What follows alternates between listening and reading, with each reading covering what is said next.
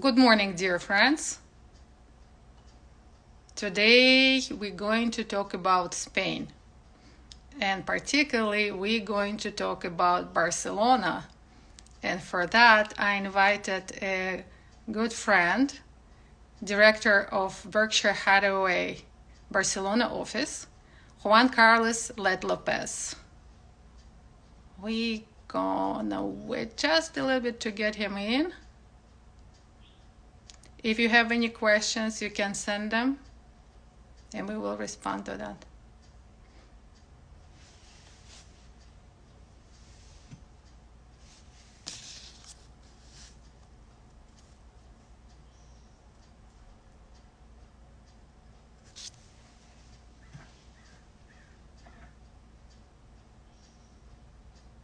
Juan Carlos was in real estate business for over 20 years.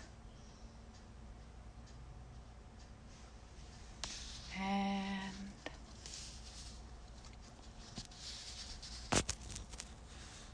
here they are.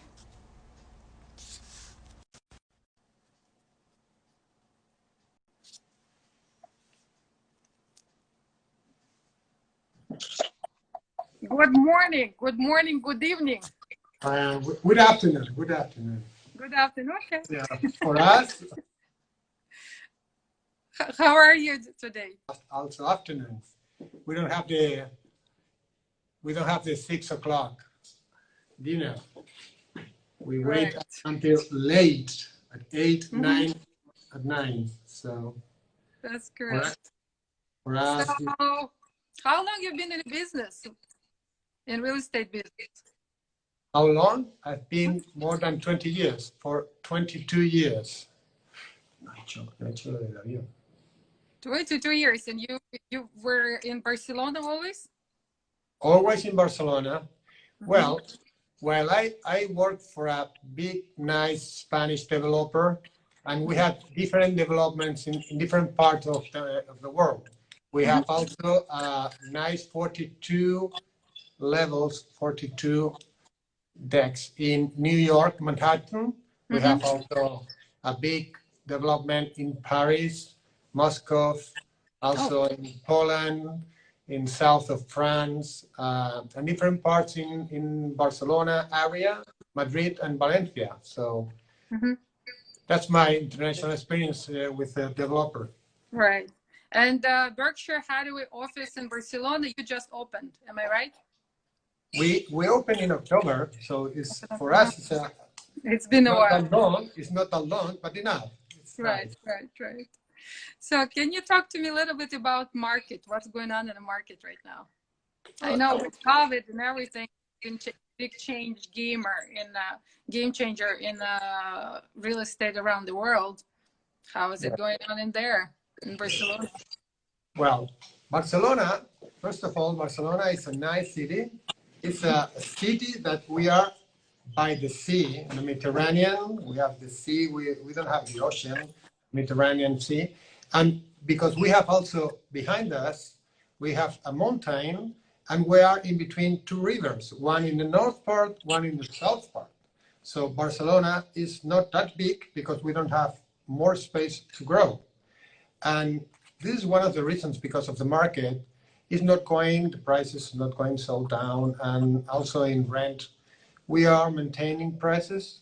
There are nice opportunities now, but we are maintaining. It's just the reason because Barcelona is a nice, small city, 3.5 million people living in this area.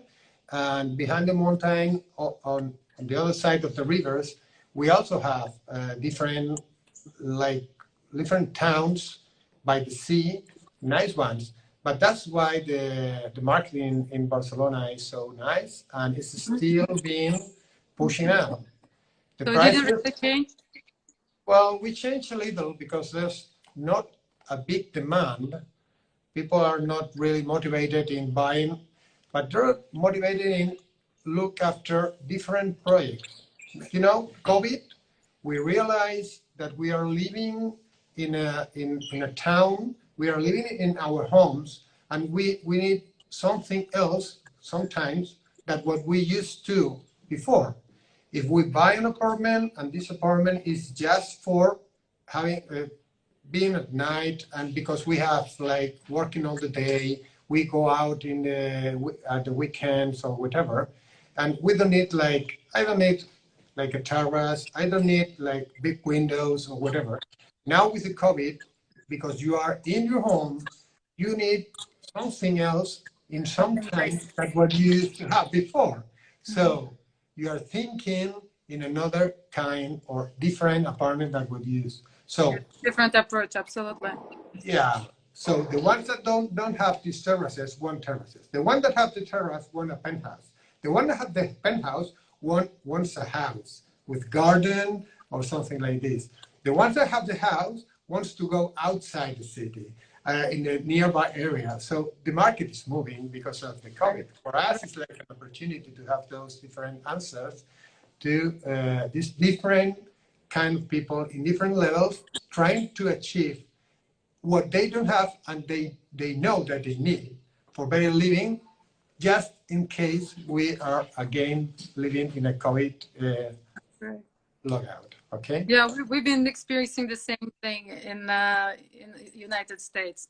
A lot of people moving out from New York, for example, they're moving towards either Miami or Los Angeles, where weather is better, where properties are nicer because they're bigger. In New York, for little space, you're paying big bucks. Here, you can find something larger, nicer, and by the water if you want to buy mountains for the same amount of money. So people do migrate, and there's a lot of work for us right now. That's exactly the same here. It's almost the same. Yeah. And price-wise, did it change? The price, well, as I said, there are some opportunities because there are someone that they really want to go out or to move to a different apartment, and they want to do it right now. So if you want to sell it fast, you need to move your price. But the prices are not moving. There are not big difference in between. Maybe 10%. Sometimes we can achieve because of the COVID. Everybody wants to say, well, the prices before COVID was that, but I want to make an offer. Can I? And sometimes they make like 50% off or 20% off. And there's like a negotiation. We can in between 10, 20%, something like this. But we are all agreed. I mean, we are all happy because the one is selling and they want to buy another one, and he's going to do the same, exactly the same. So why don't we move the price? And so this is our market. How's the procedure itself, of buying, selling procedure? Is it a difficult procedure? It's a long procedure? How it works? If it's like, let's say, all cash purchase. Well, it could be really fast. If we compare how are the pressure in between Spain and the United States, we are faster. We can buy one property from today to tomorrow. I mean. Oh, really? Yeah, we can. We only need to have. There's a little difference. We have like a big solicitor that is called a notary public. Notary public is not the same that in the United States. It's someone that makes a special document for buying these properties. And these properties, then this document is going to the National Public Register. You cannot buy, well, you could, but you cannot buy really the property if you don't do this process. But you only need 1 day in advance for the notary to ask for the information from the register in order to be covered by the legal state way of buying. I mean, from 1 day to another, if you have the total amount of money, okay? So you check the property is free for selling, the notary check it, and it says yes, the register, you can do it. He's the owner, he can sell it, there's no restriction, so you can do it. If there is something like, I don't know, if you have a mortgage or loan before, then you need to work with this with the bank. Or in order to change it to the new buyer, I mean to the new owner, or in order to cancel it. But if you don't have any limitation of like being an owner, so you can do it fast. On the other hand, if you are a foreigner or if you want a mortgage, then the way of, so you need to do a process that could be in between 15 to 20 days. Because if you are a foreigner, you need to take like a Spanish national identity number, like an ID, but for foreign Spain, in order for you to buy. This could take maybe in between 15 and 30 days. We have someone, we can provide, like, advise you how to get it, but sometimes it's 30 days. Because of the COVID, they take long, but maybe in between 10 and 50 days, it would be enough. They said that the time is 30 days. When you have this, you can open an account in a national Spanish bank. If you do it, you can put your money here, because the money for purchasing must come from a Spanish account. Okay, and when you have this, if you don't need a mortgage, you can buy it. If you need a mortgage, then you need, for law, you need 15 days. It's the period, the minimum period in between what they like legal process for you to get enough information to get the loan for you. Okay, so the minimum for a foreign people could be like 30 to 45 days. Normally, it could take 2 months for buying a property. Oh. In between, we can do like what we say a reservation, a reserva. So you make a reservation of the property, and then you have all this time, all this process for you to buy. So when you do reservation, I assume you put a deposit, right? Yeah, it's like a deposit. Is it hard to get a mortgage for foreigners? It depends of the foreigner. No, it's not hard. There are banks that are specialized in this. We are working with 3 or 4. You need to have money, because they are not going to give you a big amount of money. I mean, if you are in Spanish, you can get the 80% of the price, okay? But if you are a foreigner, you can get like the 60%. So if you add the price plus the taxes and expenses of the buy, you need to have like the 60%. So they give you like the half part of the price for the mortgage, and the 60% you need to have it in cash, coming from, well, there is a restriction. They look after where the money comes from. So that's why they clean money. Clean money. That's why they want to have you an account in Spain, because it's not only me or you that says the money is white and there's no problem with it. The bank are checking more than us where the money comes from. So that's why normally, if you don't have the money in a Spanish account, you cannot afford a property. Oh, I see. How are the rates? The rates for rent? For the mortgage. The rates are not high. We, as you know, we can have, also being a foreigner, you can have like a fixed rate, or but we recommend to do it fixed, because the fixed here is in between 2.5%. So it's not high. And you have the same rate for all the time you have the mortgage. So if you have the mortgage for 15 years, every month it will be the same exactly amount of money you are going to afford. And it's 2.5. It's not that much. So it's the same. Nice, very nice. Let's talk about Barcelona. Let's talk about infrastructure of Barcelona. You said it's on next to 2 waters. Yeah. Next to 2 seas. Well, Barcelona, they changed. We have 2 in the history. Well, it's a really ancient city, because we start with Phoenicians, before Greeks, then Romans, then medieval. We still have part of the Roman from Rome citizens city in Spain. You can walk through the streets.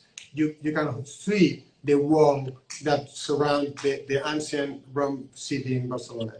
But the big transformation of Barcelona came in the 18th century, when the old town, medieval town, grows a lot and breaks the walls, the exterior walls. And we joined together what was Barcelona city, what is downtown Barcelona today, with the small villages that are surrounding area of Barcelona. And there's an architect called Cerdà that joined all this with a square, what manzana? A square, yeah, with like every straight in the square streets, mainly, unless one that is called diagonal that crosses city in diagonal. So we have all the whole streets are completely square. Unless one, okay? You can cross Barcelona from one point to another, to the sea, to the border of the mountain, with this diagonal street in less than 30 minutes.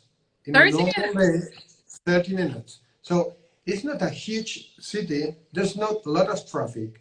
We don't have a lot of raining. We don't even have snow, maybe 1 or 2 days in a year.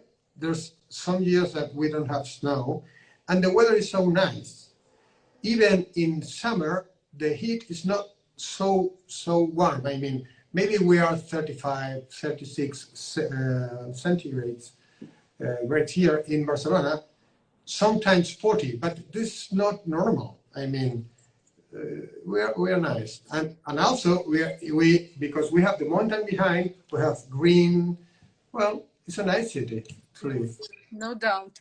How's the buildings themselves? Are they like small houses, or you do have high rises as well? Well, because we had the second big transformation of the city became with the Olympic Games in 1992. So we opened to the sea, and we have like different parts of Barcelona. No, so at that place that we used to have factories, they became the nicest new city in Barcelona, with some there's no skyscrapers, but for Barcelona they are high buildings, but there's no that high, because we have the top of Barcelona. You know that we have a nice church, well built. We are still building the Sagrada Familia from Gaudí. Okay, so many years ago in 1976, someone decided that no building could be higher than the Sagrada Familia. So we have the top tier. So the highest highness of Barcelona is 42 levels, no longer than this.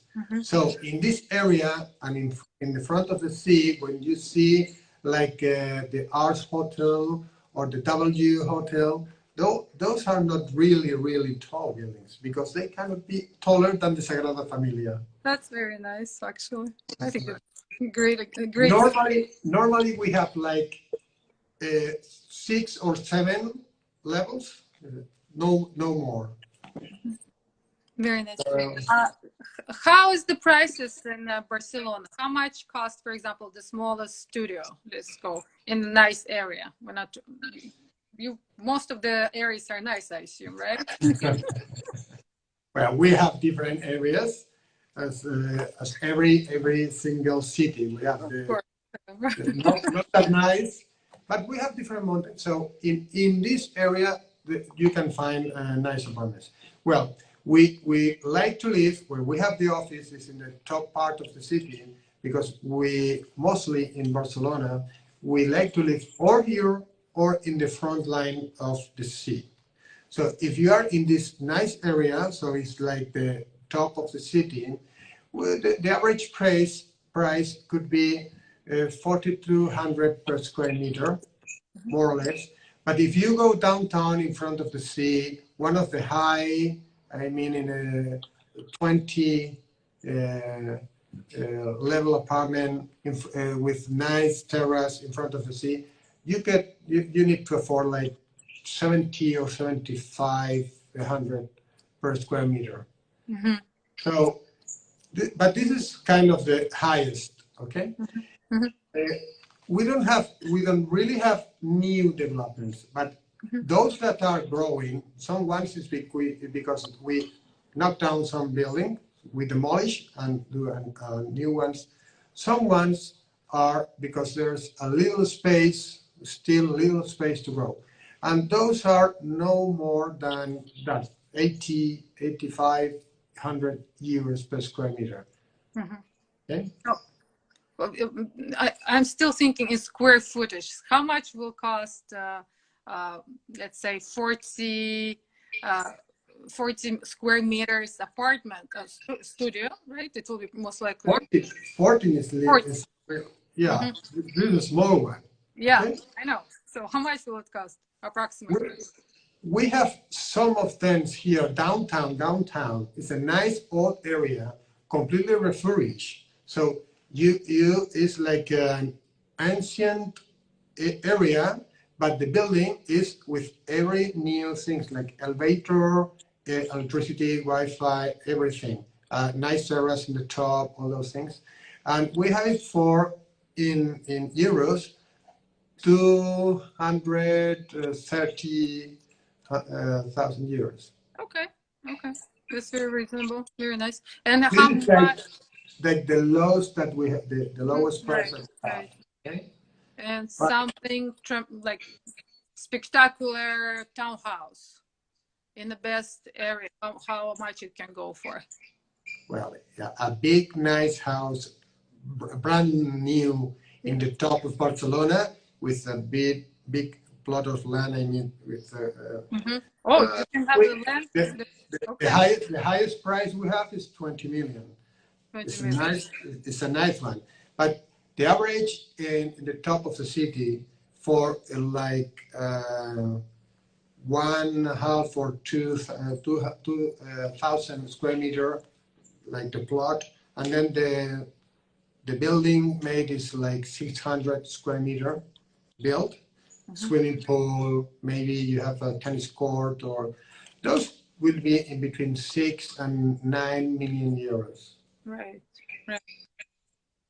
That's pretty much like everywhere else, I would say, around the world. Something nice with with a Wow. tennis court will be around the same price. But we have modernist houses, completely refurbished, like an old, really old ancient. A modernist is like in Gaudi's time, but another different way of buildings. And we have one of those, completely refurbished, with everything. I mean, with a swimming pool, with a gym, space for like 8 or 9 cars, nice views over the city, everything for 6.5 million. So it's not, Barcelona is not that expensive. It's not that expensive, for sure. No, it's still quite not cheap, let's say. Wow, What is more expensive, Barcelona or Madrid? used to be Madrid. There are places in Madrid more expensive than Barcelona. And the good area where people wants to live in Madrid, in Salamanca area, Chambéry, those places are more expensive than in Barcelona. Prices normally, also in rent, they used to be a little higher in Madrid than in Barcelona. There's also because there's more pressure. Because we are the capital, the capital state of Spain, like we have ministers, embassies, companies, so big companies going there. So that's why. I understand. For foreigner, is it possible to have some kind of to get the visa or passport easily if they own the property? To own the property. If they buy property, will it be easier for foreigner to get maybe some kind of documents or passport, Spanish passport? Well, we can achieve what we call the golden visa. So you can be like in Spanish. For doing this, you need to invest in real estate, maybe in a business, but mainly in real estate. With 500,000, you could be Spanish. Okay. Yeah, with everything. So it's not that long. I mean, it's almost the same process to buy a property, but you need in parallel, I mean, you do the process for buying and the process for having the golden visa. So if the money comes the way, the nice way, I mean, white money coming to the bank, and you do all the process, there's no problem. So you investing in a business, or you buying for yourself the house? How it works? If you want, you can do both. If you buy a property to rent, you can get the golden visa. Right. If you buy the property for you can get the golden visa. So it's the same. Oh, sometimes the government prefers you to come with your money coming to live in Spain, but you don't need to. You can invest here. Right. Interesting. And being European. Right. How big is your agency? Can you talk a little bit more about your agency? BHHS at Barcelona and Madrid. Yeah. We are growing a lot because, as you say, we are like brand new. We started in October, but we became from a company that was before with 54 years starting the business many years ago. So what we are working today is with the third generation. So it's the grandsons are the ones that are leading this project with BHHS. So that's why we are well known here. But we only had offices in Madrid and in Barcelona. Now, because of BHHS, we start growing. Now we have not only in Madrid, in the nearby area of Madrid, we have 2 different offices. So we are 3 there. We have the main office in Barcelona, and we recently opened an office in Marbella. We are talking with someone, we are searching to join a company also in Balearic Island, like Ibiza or Palma. So we are doing a good job. We are going to grow so fast. Even if we don't have the offices, we can offer all our advice all over Barcelona, all over this Mediterranean Sea, south in Andalusia, Balearic, Canary Island, and in the center. So fantastic. We well known Spain. Spain is not that big as a city, so we can provide you everything you need in those places. Oh, fantastic. How agents work? How is the process? Like, for example, in United States, everything is very virtual, especially right now.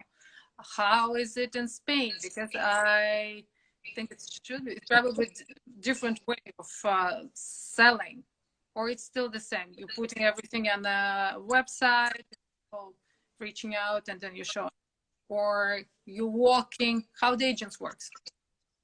We want to say that things are changing here also in Spain, because we are moving from those websites, but those that came from someone that put, everybody is going to put all those things in the websites, but those, what we call portal, is a common national in all the area, Idealista, Fotocasa, and those. But now we are changing with the, like Instagram, like social medias. Those are being more effective. And we believe in those things. But one of the most important things that are changing is the way of selling. We used to sell with some pictures or not. Now we are more professional. From last year, from 2 months ago, we're more professional. We need more and better.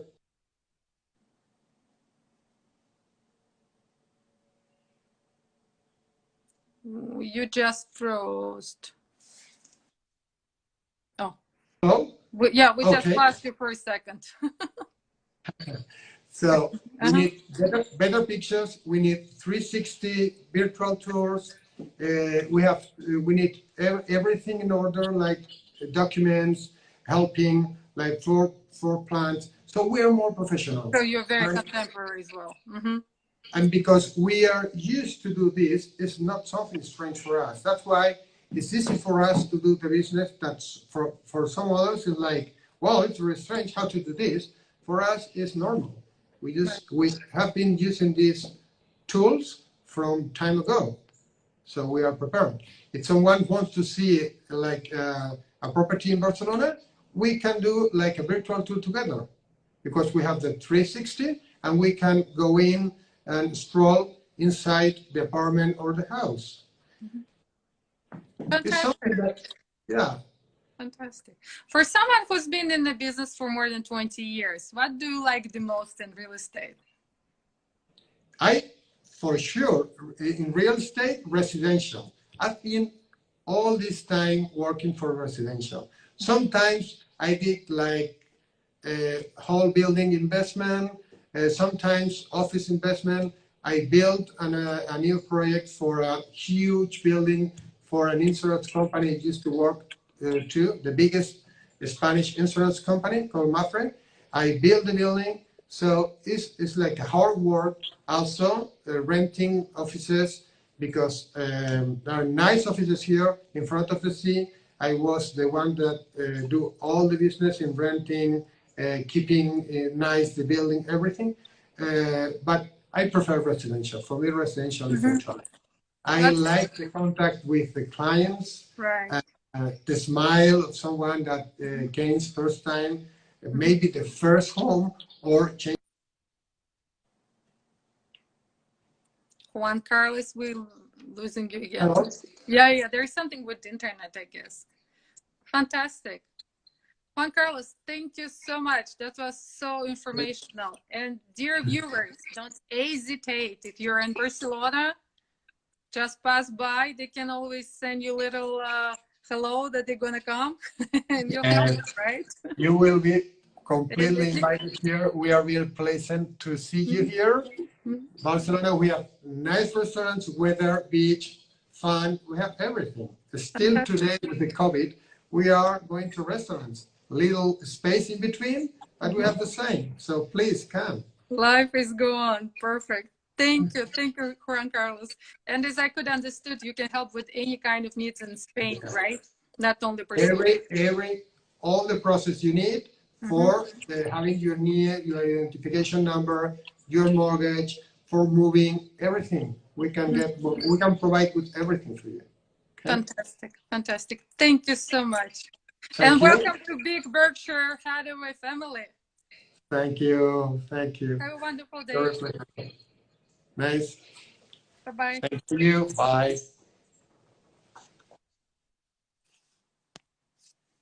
Dear friends, thank you so much for watching. That was real estate in Barcelona, Spain. Have a wonderful day. Bye-bye.